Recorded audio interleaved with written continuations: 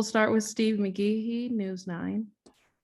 Hey, Mark, after losing a close one, what do you say to your team to kind of keep them positive there in the locker room? Well, I mean, it's hard to keep them positive right afterwards. But the thing that's been encouraging is obviously this has been a tough stretch in these last couple of games. We've been right on the doorstep. But they come out and they compete every night and they play together every night for the most part. That really hasn't wavered. And that would be, if the frustration bleeds into the beginning of games and the way that we play, then that would be concerning. But it really hasn't. I thought we had really good spirit tonight. I thought we really played together. We had a lot of really good moments. We ticked forward in a couple areas that we tried to point out, and just, obviously didn't execute well enough, probably down the stretch to win that game. But they keep fighting and they keep competing, and they get themselves up for every game and ready for every game. And that's what we have to do, especially during a tough stretch. This is a character test, and these guys have done a great job of just kind of getting back to 0-0 every day. We just got to continue to do that. We have no other option. Paris Lawson, OKCThunder.com. Hey, Coach, you talk about competing for a full 48 minutes. There were 24 lead changes in this game. Toronto took the lead there in that third quarter. Two-part question. What did you see during that stretch? And then what allowed you guys to kind of keep it close for the rest of the game? I think, obviously they were feisty tonight. I thought they played well, Toronto. And I thought we did too. I thought we did a really good job, throughout the game of competing, like I said, on both ends of the floor. I thought our defense was really, really engaged tonight, at the rim, on the glass. It was a hard fought game, just like the Detroit one was 2 nights ago. And I thought we stayed to our identity throughout the course of the game, which is, again, that's what we're trying to forge right now. That's kind of our measure of progress, is, are we competing? Are we playing together? And are we trying to learn how to execute? And the execution's obviously lagging a little bit right now. But the good news about, these guys is every time you put in front of them, they really put their best foot forward to improve. And we'll continue to do that, and that's what we're going to do, from now until the end of the season. Joe Masato, The Oklahoman. Mark, what stood out about the way Lou was able to score the ball, especially there in the first quarter? And how have you seen teams sort of adjust to him now that he is kind of a primary scorer out there for you guys? Yeah, he really had it going in the first. He obviously made jump shots again, which is what got him going in Utah. But, he's, like I said before, he's diversified his game. He's gotten to the rim and finished. He's made some nice plays as a creator, and so when he's kind of got his floor game going and he's making the right plays and he's getting to the rim, he's getting to the line, he's mixing in the catch and shoot threes, that's when he's at his best. And, I thought he did that obviously early, and then, they cranked it up on him a little bit. They were trying to deny him the ball, which was a good experience for him to have to try to play through. That's certainly something, at least in the NBA, that he hasn't had to deal with yet. So we'll keep working with him, but, he had a really nice game. He had a nice first quarter. Nick Gallo, Thunder Broadcasting. Yeah, Mark, Poku kind of sprung Lou for 3 of those 3-pointers in the first quarter, had 5 assists, had 6 blocks, which is the most ever by a Thunder rookie. What kind of aspects of Poku's all-around game are you most proud to see working right now?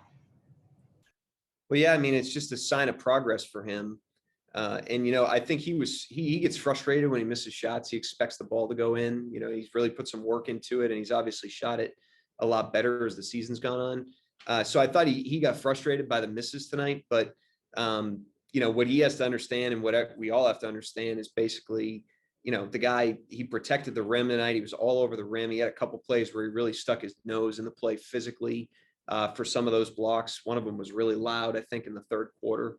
And then he also is playmaking. He's playing with a lot of force. He's staying simple, but he's finding the open man. He found Lou early, and his floor game was excellent tonight. So he makes a couple more of those shots, or if we win the game, it's obviously a much different taste in his mouth. But again, like I said before the game with Teo, if you zoom out and you look at things in totality, the fact that he's here in April and blocking 6 shots and protecting the rim and guarding his spot, and playmaking the way that he was tonight, huge progress. The shots, they'll go in and out, and they'll start to fall for him. Barry Trammell, The Oklahoman. Yeah, Mark, obviously Lou's capable of all kinds of stuff. He had 30 points in game 7 last year. But these recent outbreaks he's had of high scoring, is there a way to gauge how much of that is his excellent development and how much of it is related to just opportunity with some of your primary scorers not suiting up, and you just sort of need him to be way more involved in terms of possessions? Yeah, it's a good question. I think it's both. Obviously, when you've got a full deck, that kind of spreads things out a little bit more, especially with Shea kind of being a primary handler. But I would also say that, it doesn't matter, who's not playing. Like these aren't accidental games he's having. He's obviously gotten a lot better.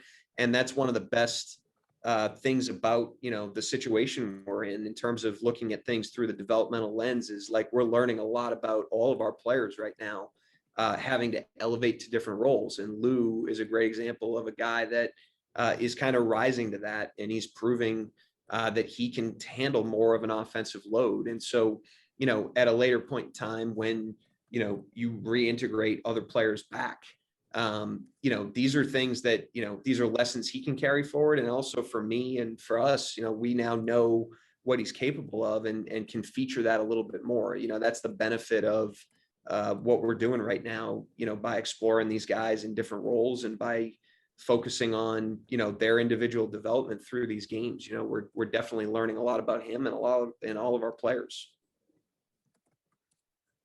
Andrew Schlecht down to dunk.